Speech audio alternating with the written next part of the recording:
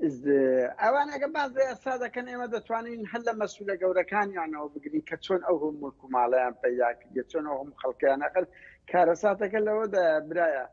یعنی ئەوەی سەردەشتی تیرۆر کردی ئێستا سەرۆکی گەورەترین دام و دەستگای ئیداری هەرێمە، دەیان تاوانی گەورە گەورە لەو هەولێرەی کرایە بکوژەکانی بە ئازادانە دەسوڕێنەوە، دەیان لەو بەعسیانەی ئەنفاتیان کردێ، دەیان لەو سەرۆک خێڵ هەتا سەرۆک خێڵانەی ئێستا هێرش دەکەنە سەر گوندەکانی دەشتی هەولێر کە دوایین پەلکانە لە هەولێر دەسوڕێنەوە، داعشەکان لە هەولێرن، بکوژان ئەوانەی تاوانی شنگال و ئەوانە کە مجریمن تێیدا یان کەم تەرخەمن لە هەولێرن.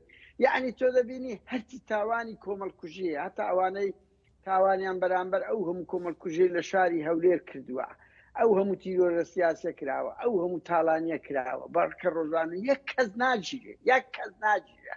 بەڵام ئازادی خوازێک بچووکتریشت بکات دەیخەنە زیندان و سەد مادە کانی سەردەمی بەعسی لەسەر جێبەجێ دەکەین. مەلایەتمان نەچێت، ینی کاک شێروان جارەکەی تر ئەو جارش بەشێک هەوڵێکی زۆریانەوە بوو کە بە مادەیەک بیدەنە دادگا ئەو مادەیە کە سەدام هەزاران پێشمەکەی پێ ئەوە کردو تا ئێستاش تۆمەتەکەی لەسەر لا نەچووە، ئەو مادەی کە تا ئێعدام دەڕوات.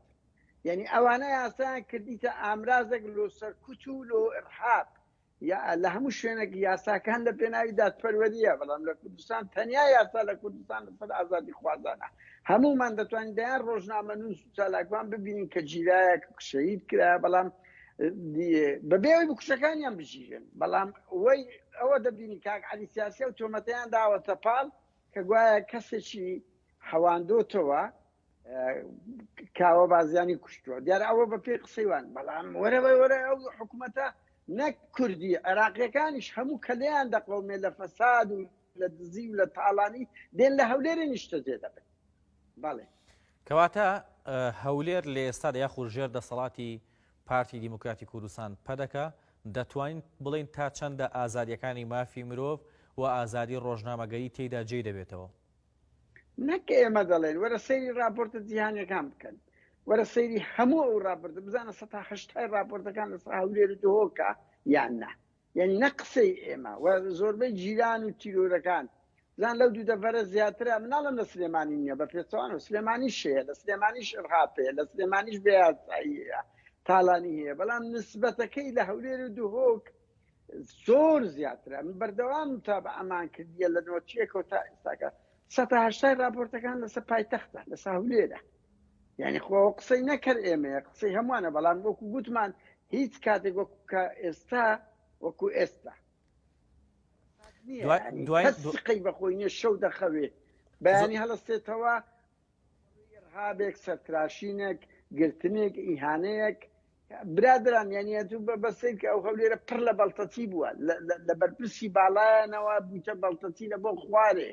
یعنی ئرهابەکی زۆر گەورە بەرامبەر خەڵک شتێکۆشەری هەولێر هەیە. بە ئەو جیرانانەی کە دەژڵێن و گرتیتمانە ئەو هەر بۆ خۆی لە خۆی کارەساتە. ئەنی من نمونەیەک لێرە بێنمەوە، بەرەی چەپ لێرە لە انتخابات دۆڕا لەبەر ئەوەی نەیتانی کۆنتترۆلی جەریمە بکە لە وڵاتی سوید، کەچی ئەوانەی جەریمە دەکەن لە هەولێرێ 95 زیاتر تا ئێستا ئەوەندەی مەزانیتمان هەموو قەتلۆکەن، هەموو کادری دیاری پارتی سەربازی و بەرپرسە باڵاکان. پێ دوای بە بەرنامە کار بۆوەکرێ، پێ دوای بە بەرنامە کار بۆوەکرێت کە هەولێر بێتە شوێنێکی ترسناک بۆ دەنگە ئازادەکان؟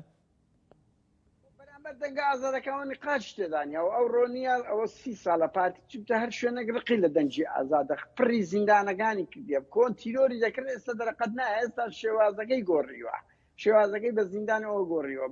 بەڵام هەموو کادرێکی پارتی بەرپرسانی پارتی خۆیان پێ تەبەقەی یەکە، خۆیان پێ لە سەروی یاسایە، جەوێکیان ژینگەیەکیان دروست کردیە وەکو فرعونێک مامەڵە دەکەن، خەڵکی تری خوارەت قەت دەبینین کەسەشکەی فەقیر، کەسەکی هەژار، کەسێک یان حزب و لایەنشکە لە هەولێر و دهۆک بوێرێت جەریمەیەک بکە وەکو ئەو خەبەرانەی لە هەولێر و دهۆک جێبانە دەبێت تایبەتی لە هەولێر نییە. هەمووی پارتیەکان کوڕی بەرپرسەکانیان بەرپرسەکانی پارتینە سڵیش ناکەن، ینی بە ترافیک بە سیارە بەسەر گەنجی هەولێر دەکەوندەی کوژن، سەریان دەتراشن، یعنی هەتا پارتی بەخۆی وی لە ئەو هێ من بنەسڵاوەیە کرد، چەندینیان تیرۆر کرد. یعنی ئەو حزبە پەروەردەکەی هەروایە، ئیترنەوەکانیش هەروە دەرەچێت، یعنی ئەندام و لایەنگرەکانی. بەڵێ دوای